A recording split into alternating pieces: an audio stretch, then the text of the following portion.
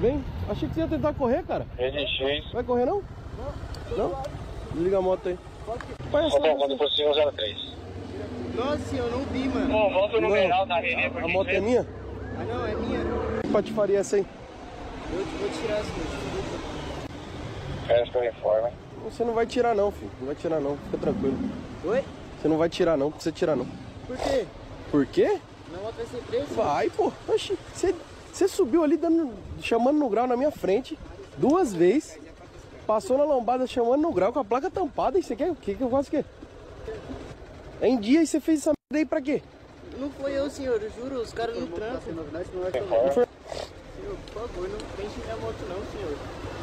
Eu preciso dela pra trabalhar, é sério. Por favor, senhor. Me desculpa.